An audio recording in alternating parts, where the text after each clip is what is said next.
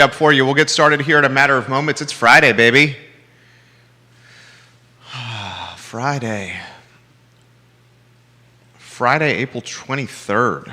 Wow. It's been cold outside too, no?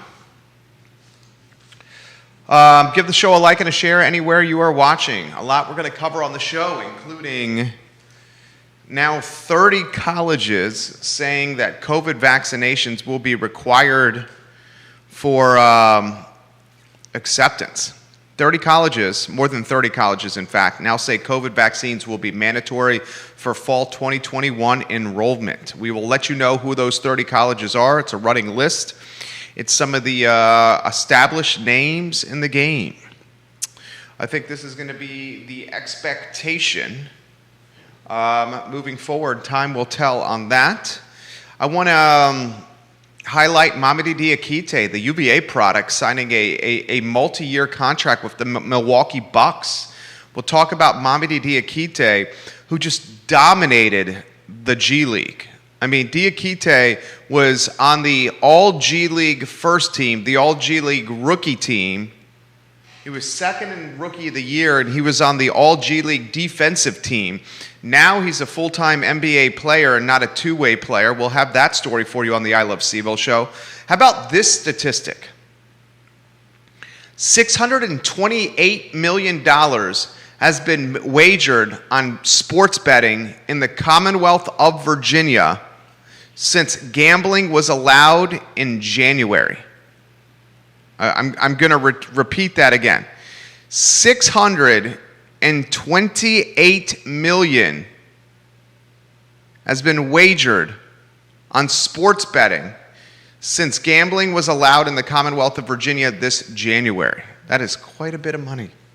We'll break down those numbers and what that means from a tax standpoint. We'll let you know who are the two dominating online gambling businesses or brands as well on the program.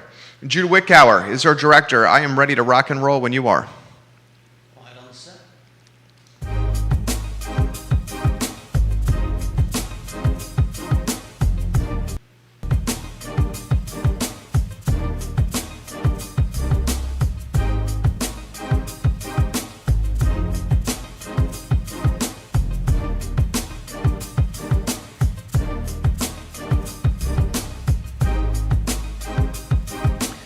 Good Friday afternoon, guys. My name is Jerry Miller, and welcome to the I Love CVille show. Thank you kindly for joining us on a glorious day to be alive, a Friday, with about 5 or 6 hours left in the workday here. We're live in Charlottesville, in Albemarle County, across Central Virginia, the Commonwealth, the country, and the world, on the I Love CVille network. It's a good show we have lined up for you, including the governor's office announcing relaxed COVID restrictions, which will start on May 15th. What does this mean for restaurants, breweries, wineries, music venues, and wedding venues? Well, we will have that update for you on the I Love CVille show. We'll also talk more than 30 colleges in America have already gone on record and have said they will require COVID vaccinations before enrollment is allowed at the school in the fall. I'll let you know what the 30 colleges, the 30 plus colleges are, and we'll take a deep dive to see how this could impact college decision making, the application process, the enrollment process across the country. I want to highlight what sports tourism has done for Richmond, Virginia, a city that is 55 minutes down the road from Charlottesville in Albemarle County. We'll compare sports tourism in 2019. We'll remove 2020 because it was the COVID year. We'll take a look at the 2019 numbers in Richmond, and we'll assess the impact sports tourism has had on the Richmond market, and we will ask this question: why is sports tourism not being prioritized in Central Virginia? We'll also talk Mamadi Diakite and his new multi-year contract with the Milwaukee Bucks. Diakite crushed the G League, and as a result, the ownership and leadership in Milwaukee is rewarding the UVA product with a big-time multi-year contract. And how about a look on gambling in the Commonwealth? $628 million has been wagered online in the Commonwealth since gambling was allowed in January of this year. You heard me correctly. $628 million. FanDuel and DraftKings, the heavy hitters, a couple of $1 million of that $628 million has been paid from a tax standpoint. So we'll take a look at what gambling has done for the Commonwealth from a revenue generation standpoint, and we'll see if we can make a correlation to some of the other industries that are on the verge of really making a splash in Virginia and across Central Virginia. I think the lead of the show, however, should be the governor. And this week, something the governor has done kind of under the radar. Folks, he opened up seating from a bar standpoint. We highlighted that yesterday on the I Love CVille show. Now you can go to bars in the Commonwealth, sit at the bar. You and a buddy can be next to each other. The other bar seating has to be 6 feet away. So the restrictions are relaxing. On the 15th of May, Governor Ralph Northam said yesterday that social gatherings can start upticking. For example, people outdoor gathering can now uptick to 250 people. Indoor gathering can now uptick to 100 people on May 15th. Social gatherings will be limited to 100 people indoors and 250 people outdoors. That is a huge boon for the wedding and private event industry. I will repeat that. On the 15th of May, under executive order, Virginians will be subject to the following limitations. Social gatherings can go to 250 people outdoors on the 15th of May. Indoors, up to 100 people. Indoor entertainment venues will be allowed to operate at 50% capacity or 1,000 people, which is an uptick from 30% capacity indoors or 500 people. Outdoor music venues. On the 15th of May, outdoor music venues will be allowed to operate at 50% capacity with no cap on individuals. I mean, this is big time stuff here. The limit on spectators at indoor sporting events will be 50% of the venue's capacity. Outdoor sporting events will also have a 50% capacity cap that maxes out at 1,000 people.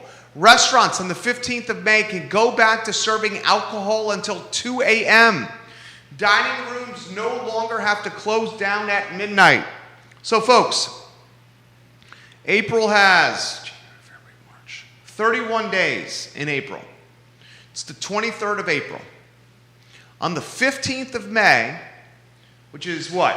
23 days from now, the wedding industry, the live music industry, the restaurant industry, the music venue industry, and entertainment in totality will have a massive uptick in what they can allow from a human body standpoint at their respective venues.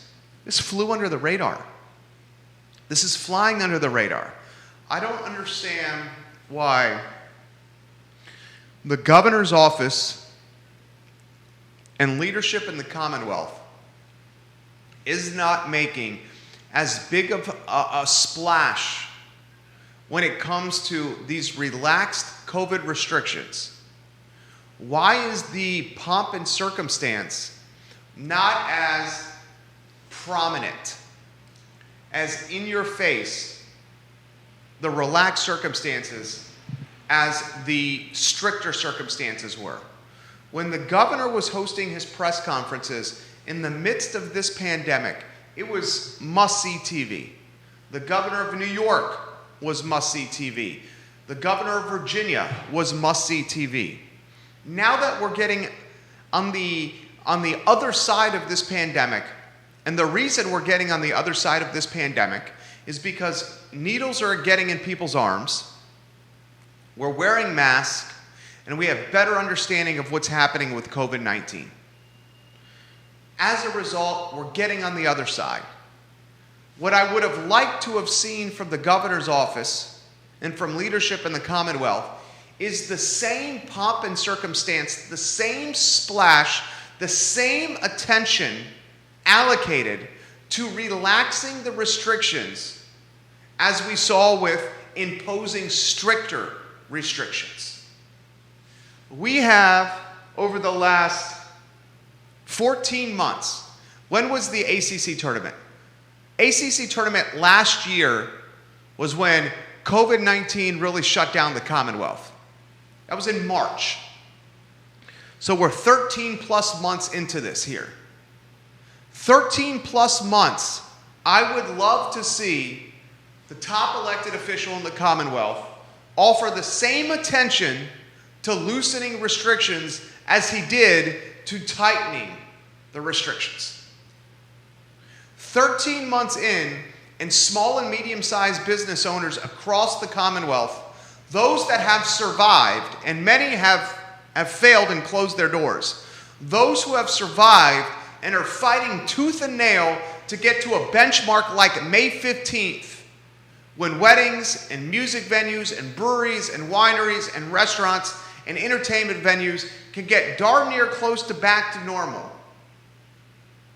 They, I can assure you, the staff, the proprietors, the folks that run these venues and businesses would love the same attention to the looser restrictions as the attention that was given to the stricter ones. 15th of May, it may be flying under the radar, but on the 15th of May, the wedding business gets back on track. And that wedding business is a supply chain that employs a hell of a lot of people in Central Virginia. When you can go to a 250-person outdoor wedding on the 15th of May, you can get back to having the weddings that we've seen in Central Virginia at places like Pippin Hill, Keswick, Trump, King Family, Castle Hill, just to name a few. We will cover the relaxed restrictions as we get closer to the 15th of May, because it's important for the small and medium-sized business owners that have survived and fighting tooth and nail to survive, for them to get the same attention allocated to these looser restrictions as the attention that was allocated to the stricter ones. It's just what's right. Now let's talk COVID vaccinations. I think we're all seeing a world where a vaccination passport is on the horizon. There are 30 colleges now that have gone on record in the country that said you can't come to our school in the fall, live in our dorms, go to our classes, and enroll in our institution unless you have proof of vaccination.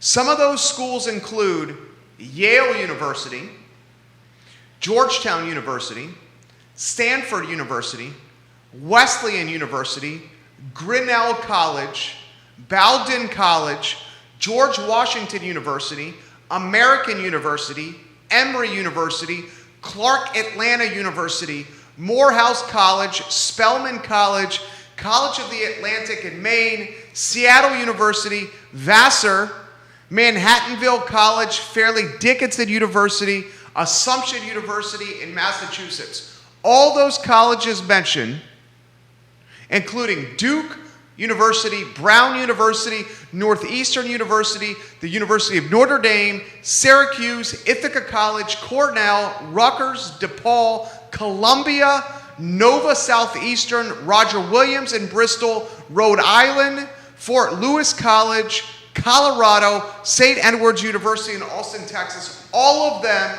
are requiring proof of vaccination before enrollment is allowed this fall semester.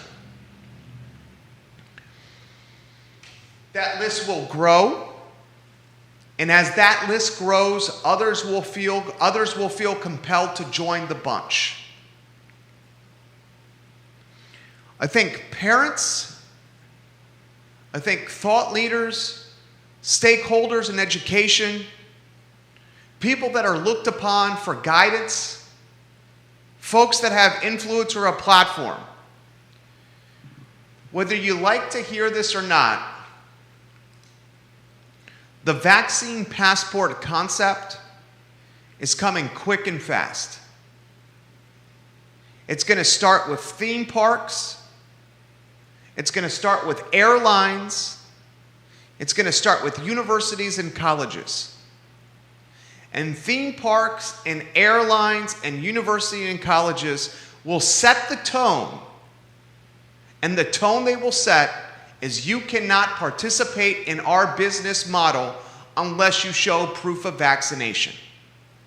When universities and colleges, airlines and theme parks require proof of vaccination, that will create a trickle-over effect, a keeping up with the Joneses effect, a perception is reality effect for other businesses. I would not be surprised if you see no shirt, no shoes, no vaccination, no service. I would not be surprised if you see a bouncer that is not only checking IDs to make sure you're 21 before getting into a venue or checking your ticket stub. That bouncer is not only in the future going to check your ticket stub, check your date of birth, but also check your proof of vaccination. That's where we're headed. It's coming fast, it's coming hard, and there's many in this community and this country and in this Commonwealth that feel a vaccination passport is an intrusion on liberties.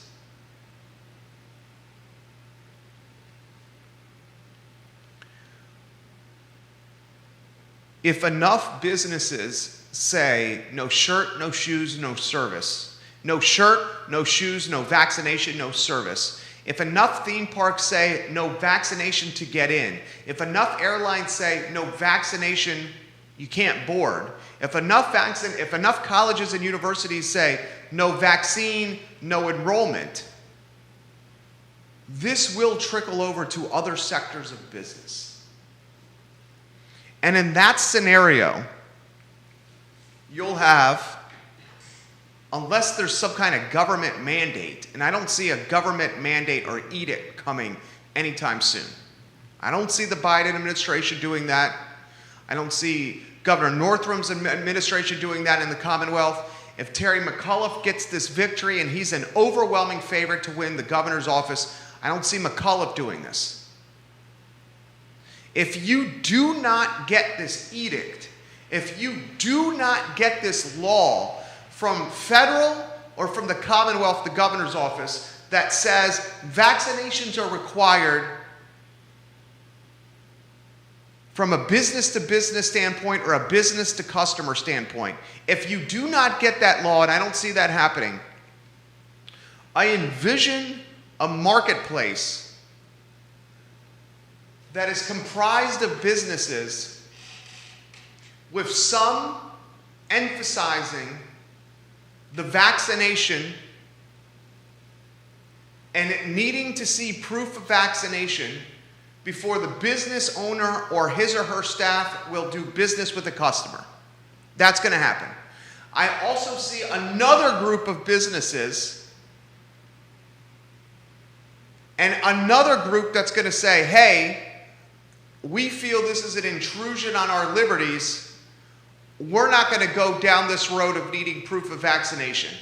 And then the marketplace, you and me, customers, people, citizens, residents, will be left to determine this. Do we want to support the businesses that require the proof of vaccination? Or do we want to support the businesses that do not require the proof of vaccination, that are basing this lack of requirement or no requirement on a foundation tied to civil liberties and rights? That's where we're heading. And it could happen as early as the end of this year or next year. We will have a capitalistic marketplace where some businesses will require the proof of vaccine before they will take your money. And we will have a capitalistic marketplace where some businesses will say, that is not a requirement. We will still do business with you without proof of vaccination. And that is the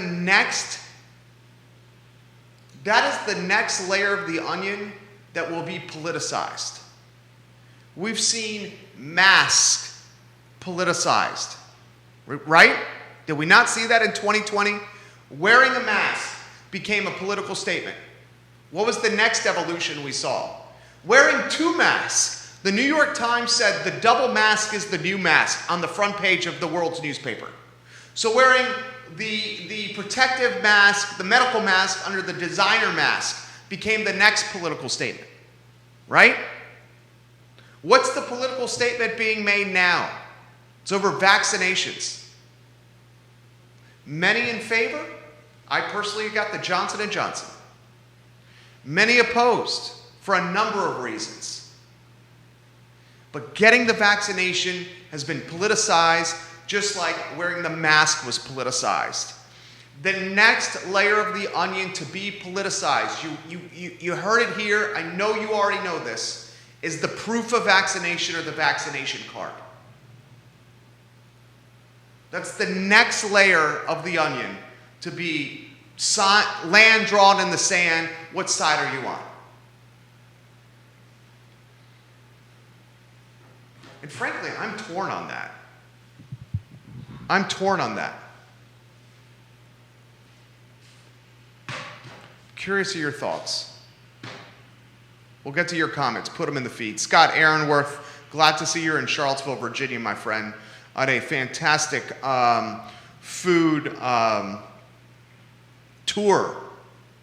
Scott Aaronworth, the Virginia Beach Esquire who watches this show, is all over Charlottesville right now supporting, in Albemarle County, supporting restaurants. We'd love to have you in Charlottesville, Scott Aaronworth. All right, I want to give you some numbers. By now, you guys know that I'm running for Board of Supervisors, Albemarle County, Scottsville District. CBS 19 did a fantastic story that aired on the 5 p.m. news yesterday, the 6 p.m. news yesterday, the 11 p.m. news yesterday. It's online at cbs19news.com. Macy Moores, M-O-O-R-S. I think I'm saying your last name right. She's a fantastic reporter. She did a hell of a job. I was on the Joe Thomas morning show yesterday as well. News Talk 107.5 FM. Joe Thomas was a one-time boss of mine when I was a broadcaster. One of the key tenets in the campaign is sports tourism. And I'm going to put some tangible data, some numbers behind why this is of importance to me. I'm going to use Richmond, Virginia as the example. And I'm going to give you some data from Richmond to show you the impact that sports tourism is having on the capital city of the Commonwealth. 2019 numbers, okay? 2020 was a wash because of COVID. These are 2019 numbers. 8 of the top 10 dates for hotel occupancy in the Richmond region in 2019 were connected to amateur and professional sporting events, according to a report from the Richmond Region Tourism Department. 8 of the top 10 hotel occupancy dates in 2019 were associated with amateur and professional sporting events. The NASCAR fall race in 2019 had the highest single night hotel occupancy at over 92%. Look, I'm going to cut to the chase. The chances of Charlottesville, Central Virginia, Albemarle County getting a NASCAR race or any kind of race, NASCAR ride, automobile-wise, truck series-wise, is not going to happen. However, the chances of getting a youth soccer event are very likely. Here's a great stat for you. During the weekend of March 29th and 30th in 2019, the Boys Jefferson Cup, it's a youth soccer tournament, along with other events including the Virginia Education Association's annual conference. This soccer tournament and this annual conference had the second best hotel occupancy in the Richmond region. Over 91% of rooms were occupied in the Richmond region because of this youth soccer tournament. A girls' soccer tournament on March 23rd, the weekend before, had the fifth best hotel occupancy in the Richmond region in 2019. Here's a crazy stat for you. The Jefferson boys and girls soccer tournaments in Richmond attracted more than 50,000 youth soccer players from across the United States. 50,000 players, coaches, parents, college scouts, and family members. I need to stand up for this. Can I stand up for this? Okay, if you need to, go to the studio camera first. Please. The two soccer tournaments, the Jefferson boys and the Jefferson girls soccer tournaments that attracted more than 50,000 people to the Richmond area. Do you understand how much economic impact it had on the region? We're talking 4 weekends out of 52 in Richmond. 4. Do you want to know the economic impact it had on the region? It had a $25 million impact on the region, according to the Richmond Region Tourism Nonprofit. $25 million impact 4 youth soccer tournaments had on the region. You get some soccer fields that are turf, that have lights. You use the University of Virginia and its women and boys men's soccer programs. You get soccer in the Wilson family, Matt and Andy Wilson, and you host some freaking soccer tournaments, some tennis tournaments, some pickleball tournaments, some mountain biking tournaments, some lacrosse tournaments. Can someone explain to me why 2 of the best soccer programs in all of college soccer, UVA men and women's, and 2 of the best lacrosse programs in all of college lacrosse, UVA men's lacrosse and women's lacrosse, how those 4 programs have not been the foundation for Mid-Atlantic-wide soccer and lacrosse tournaments? Can someone explain why that doesn't exist to me? We got a budget. I'm going back to sit down, so if you want to go to the camera 3, I think we've numbered it. We got a county, Albemarle, that has a roughly $400 million budget. $400 million roughly budget a year to run the county of Albemarle. We got a city in Charlottesville that's got roughly a $200 million a year budget. Those are back of the napkin metrics and numbers for you. Albemarle County, roughly $400 mil to run the county a year. City of Charlottesville, it's 10.2 square miles, hell of a lot smaller than Albemarle. Charlottesville is roughly $200 mil a year to run. I just explained and relayed numbers from Richmond Region Tourism that 4 youth soccer tournaments, 2 for girls and 2 for dudes, generated a $25 million economic impact on the Richmond region. If we cannot see, as a region, Central Virginia, that we are missing on low-hanging fruit, and the low-hanging fruit is tax dollars and economic stimulus that comes from sports tourism and sports tournaments. If we don't see that, then we're not running the municipalities with common sense.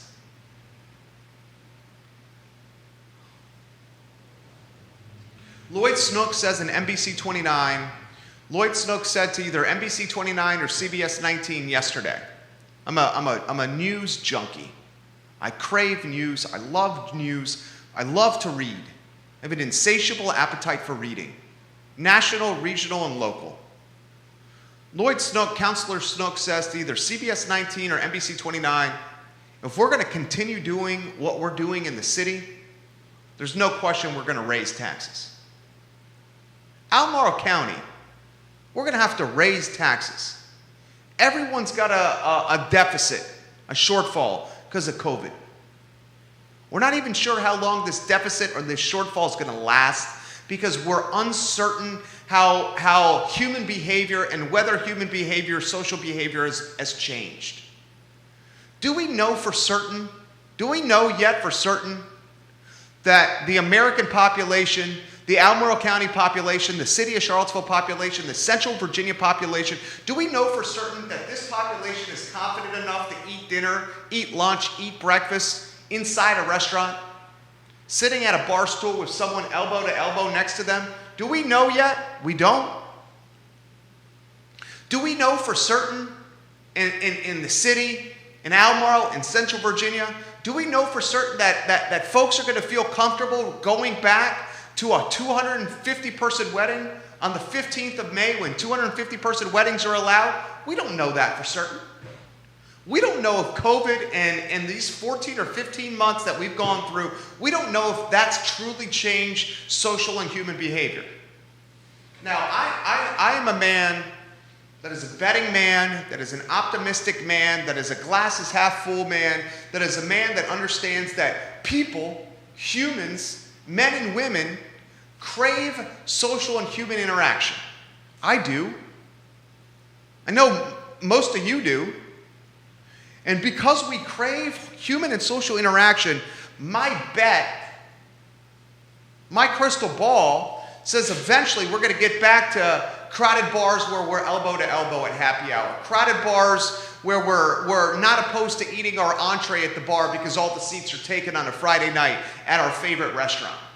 Crowded concert venues at the Jefferson or the Southern or the Pavilion. A 250-person wedding at Keswick or Pippin or King Family or Trump. I'm ready for it. It might take some time to get there, but I'm ready for it. Snook in the city, city council in the city, the board of supervisors in the county, they're all saying we're going to have to raise taxes.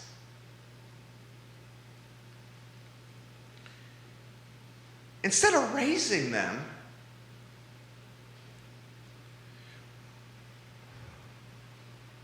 why not find new sources that diminish the tax burden on residents and citizens? Find new sources like sports tourism. Why is Richmond taking 4 soccer tournaments and keeping the $25 million economic impact it has in 1 year? Why aren't we going after those dollars? You know what the best thing about a mom and dad and a little Junior and a little Sally and a grandma and grandpa that come to a soccer tournament? They come to the soccer tournament and they say, here's my credit cards. Let's spend some money at the restaurant. Here are my credit cards. Let's book some hotel rooms. Here are my credit cards. Let's stop by Mincer's. Get some UVA apparel. Maybe Johnny will consider the University of Virginia for college. Let's walk down the corner. Let's walk down the downtown mall. Let's spend 2 or 3 days here and let's get the hell out of Dodge because our lives await us back in the other state we live in. They don't tax the roads. They don't tax the schools. They get the hell out of Dodge after spending buku bucks. It's common sense to me. Common sense to me.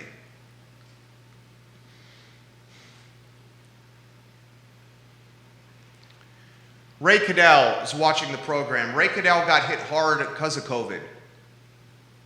The man does weddings. The man does music. He also does real estate. And Ray would say on this show on the mic that he was fortunate to have his fantastic real estate business during these 14 or 15 months that we call COVID, because that was the source of income for Ray. It was not playing the trumpet. It was not charming and entertaining guests at weddings. It was not booking bands through his fabulous band booking business all over the country, because that was put on ice for 14 days, for 14 months. Ray Cadell says, as of May 15th, you're right. What a shame for my May 1, May 2, and May 8th wedding clients, but good news in general. Although 100 inside is still weak, and it does not include staff, banner, etc., or is that a guess number, I'm still fighting by the way. It is a good start. You know, it's interesting. We have these ghost dates or these ghost timestamps. Like, how about this one? You can't go to church after midnight. A restaurant can't serve food after midnight, can't serve booze after midnight. The governor says 15th of May. We'll pick a date, the 15th of May. Things will go back to a little bit more normal. Just random dates and timestamps. You can't worship, go to worship service at a church after midnight, but you can go in the afternoon, the early evening. You can't get booze from a restaurant at 12:01 a.m., but you can at 11:59 p.m. You can't have a 250-person wedding outside, as Ray said, on May 1 or May 2nd or May 8th, but you can have a 250-person wedding outside on May 15th. It's like COVID knows the time of day, and it's like COVID knows the day on the calendar. All right. Couple other items out of the notebook. Major changes at NBC 29 continue. Guys, I used to work at NBC 29. I worked at NBC 29 for almost 6 years. My first job coming out of the University of Virginia was as a staff writer at the Daily Progress. I parlayed that into syndicated radio, 3 states, 12 affiliates, many of them ESPN affiliates. I did 6 days a week of radio talk show, 3 hours a day, The Jerry Miller Show. So when I'm writing for the newspaper, I'm doing 6 days a week of radio on 12 affiliates in 3 states, The Jerry Miller Show, and at the same time I'm doing 2 TV shows on NBC 29. Varsity Lights with Jerry Miller, that aired for almost 6 years at 11:30 a.m. on WVIR NBC 29, and The Jerry Miller Show, that aired on Saturday mornings at 11:30 on CW 29. That show ran for about 5 years. I know that station inside and out. David Folke, the news director at NBC 29 right now, was the assistant news director behind Neil Bennett when I was there. Major changes today announced. Get it on screen. Matt Tallhelm is out at NBC 29. He's going to another station. That station in Raleigh, Judah, is that right? Let's see. Yeah. Matt Tallhelm going to Raleigh. Matt is a phenomenal journalist. In the last handful of months, we've seen Marty Hutloff, sports director at NBC 29, leave the station. We've seen Henry Graff leave the station for Richmond. We've seen Sharon Gregory, after 25 years, leave the station. That was a couple weeks ago. Now Matt Tallhelm leaving the station. Folks, local news is in a precarious position. And take it for someone, me, who's worked at the Daily Progress as a staff writer, as an editor as well. When I worked there, it was Media General that owned the paper. Now it's Lee Enterprises. I also worked for George Reed at Monticello Media. That's when Joe Thomas was my boss. I was doing a sports talk show called Sports Wrap. I also worked at 840 WKTR doing a syndicated talk show from that affiliate in Greene County. work for NBC 29 as well. And from somebody who's been in the inside of TV, print, and radio, I'm here to give a very unemotional, unhyperbolized warning. This is legitimate. Local news, as we know it, is being destroyed. You got the Daily Progress that is now owned by Lee Enterprises. Lee Enterprises is trying to become a publicly traded company. In releasing information, you have to go through a number of steps before you can be a publicly traded company. One of those steps is talking about assets and liabilities and your path to profitability.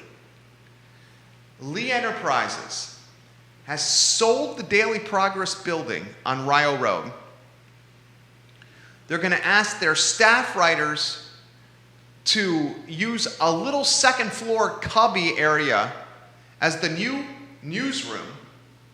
They're talking about doing away with the print product altogether.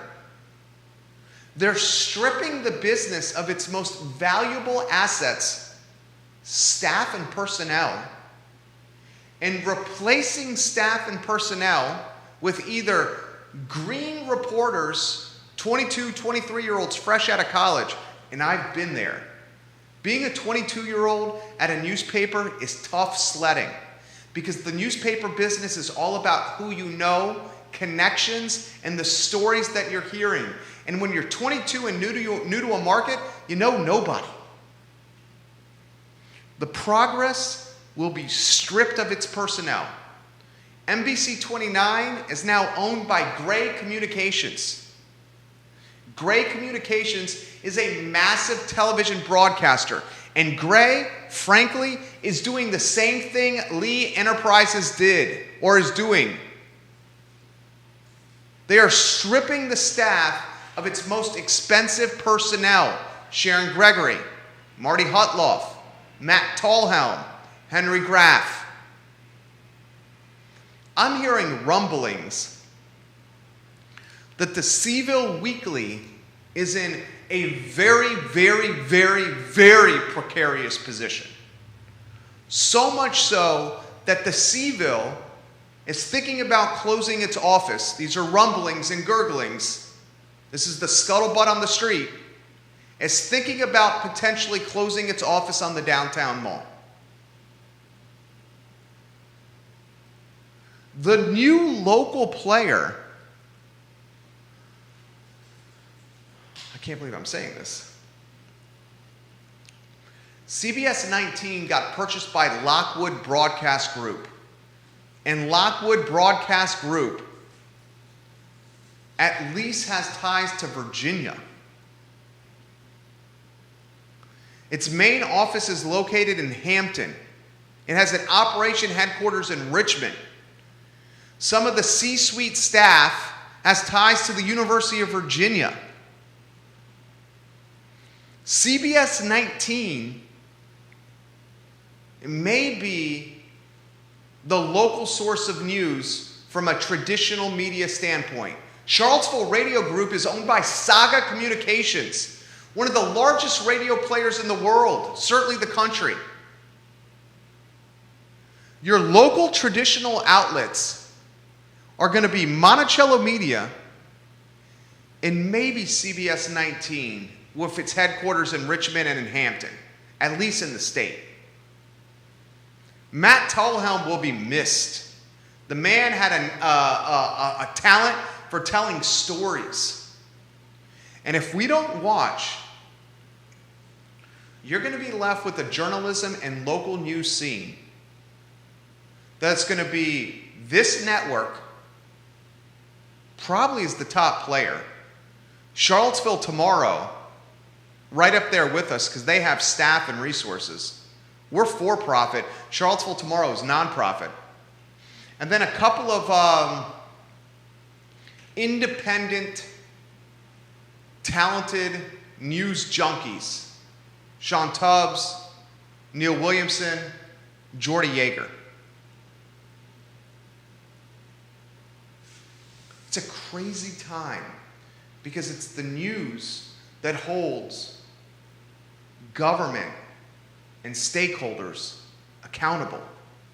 And when you diminish or erode or destroy, disappear, downright wipe out local news, which is happening before our eyes, the watchdogs that hold people of power and influence accountable, those watchdogs go away. And then the people of power and influence have more latitude to do things that perhaps they otherwise would not do if there was somebody covering their actions on the record. All right, a couple more items out of the notebook. Mamadi Diakite has signed a multi-year contract with the Milwaukee Bucks. Mamadi Diakite, who might be best known for hitting the biggest shot in Virginia basketball history after a pass from Kie Clark in the Final Four, has got a contract with the Bucks after going undrafted as a free agent. He took a two-way player deal where he was playing in the G League and in the Bucks, and he turned that into a multi-year deal in the National Basketball Association. And you want to know how Mamadi Diakite did that? He did it by performing. Proof of performance. The dude played in 12 games in the G League. In 12 games in the G League, he averaged 18.5 points a game, 10 rebounds a game, 2 blocks a game, and 2 dimes a game. He shot 60% virtually from the field and 50% from downtown. This guy was on the All-NBA G League first team, the All-NBA G League All-Defensive team, the All-NBA G League All-Rookie team, and finished second in Rookie of the Year voting in the G League. He's now playing with Giannis and a Milwaukee Bucks team that has NBA championship aspirations. Diakite's best basketball is still way ahead of him. Remember, this is a product of Africa, of Guinea, I believe is where Mamadi Diakite is from. This dude started picking up basketball late in life. At 6'8", 6'9", 6'10", with length, with hops, with athleticism, and still a tremendous future of bright basketball ahead of him because he hasn't been playing this long. This guy is going to be a beast. I see him being more than a role player in the NBA. Congratulations, Mamadi Diakite. A lot more expectations from you, sir, because your future is super bright. But a two-way, a multi-year contract in the NBA is something we're going to champion on the show. All right, last item out of the notebook. Remember when we were talking about Virginia legalizing gambling? Commonwealth. And I said on the show, look, COVID-19 and this pandemic has put tailwinds, momentum, behind gambling and cannabis. Commonwealth and local jurisdictions need more money. Gambling and cannabis are two options. According to a report from the Associated Press, state officials say gamblers in Virginia wagered more than $628 million since late January of this year on sports betting. $628 million.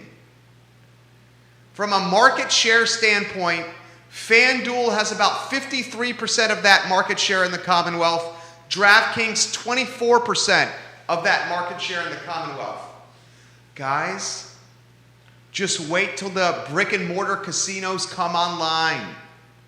Wait till the brick and mortar casinos hit southwestern Virginia, Richmond, Virginia, the 757 in the Hampton Roads area. We're seeing $628 million wagered from late January until now. That is February, March. We're talking 3 months, 90 days, 628 mil. Wait till online gambling becomes even more ubiquitous and accessible and is combined with brick and mortar casino gambling. You're going to be talking about a $5 billion with a B industry or more in the Commonwealth per year. And if you think gambling is going to generate a hell of a lot of revenue, wait until you see what cannabis does. In 90 days, $628 million was generated in the Commonwealth from online gambling. What happens 2 or 3 years from now, 4 years from now, when online gambling is a part of the everyday vernacular and vocabulary, and then you have 6 brick and mortar casinos in Virginia for people to go to? What's going to happen in 2024 when cannabis is legalized? You're looking at 2 industries, gambling and cannabis, that I would bet today, and I'm a gambling man myself, I would bet today that gambling and cannabis 5-7 years from now are going to be $5 billion a year industries for the Commonwealth of Virginia. I will bet you. And I bet you that's a conservative number.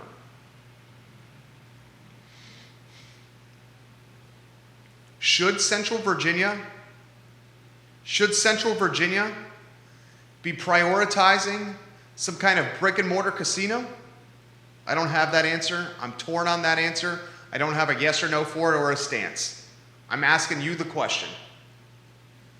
Should Central Virginia be trying to prioritize some kind of brick and mortar casino for Central Virginia? I don't have that answer for you. I will say, if there is no brick and mortar casino within 20, 30 miles of the city of Charlottesville, people are just going to get in their vehicles and they're going to drive to Richmond, southwestern Virginia, or the 757, play craps, play blackjack, play roulette, play the slots, go to the sports book. Just because we don't have one doesn't mean people aren't going to do it.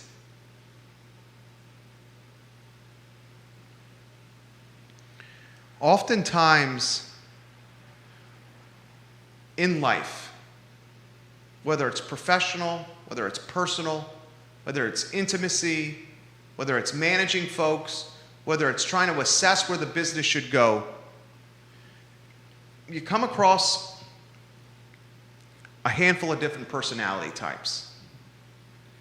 One of the personality types I've come across is individuals who are unafraid to lead, unafraid to take risk, individuals who see things before others do, vision. Other personality types I've come across is folks that want to associate themselves with the folks that take the risk, have the vision, or are willing to have the courage to make the big decisions that are hard, that keep people up at night. I'm curious to see when one of these big decision makers, one of these visionaries, one of these thought leaders in this 300,000 person region, I'm waiting to see who's going to be the first to jump on the pedestal and loudly scream, "Look at this booming industry that's cannabis, and where does it fit in Central Virginia? Look at this booming industry that's gambling, and where does it fit in this community? Does it fit?"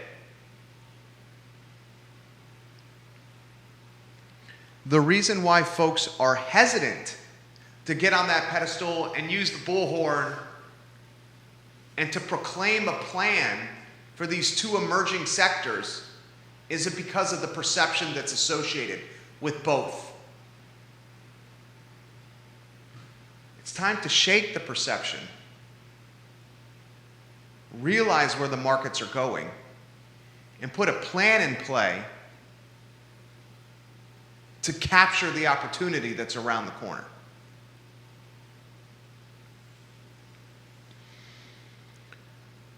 That's the show.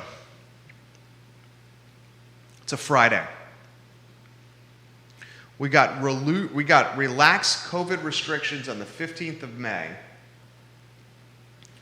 We got a Richmond region that's collected north of $25 million in 2019 from 4 youth soccer tournaments. $25 million economic impact. We got a local news stratosphere, epicenter, a local news area, Central Virginia, that's being ravaged by big corporations that are out of market. We got a University of Virginia product in Mamini Diakite that is actualizing a childhood dream of being a full-time NBA player. And we got a region in Central Virginia that, if we're not careful, is going to continue to get more and more unaffordable, to get more and more homogenous in how it looks, going to get more and more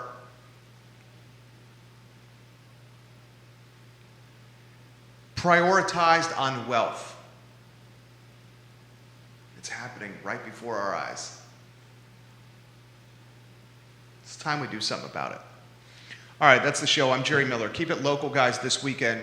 Keep it in the community. Keep it local in the community. Support the businesses that we want to keep around. Support the businesses we want to keep in this community.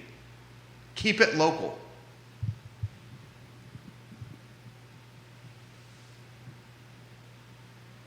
We'll see you Monday. Have a good one.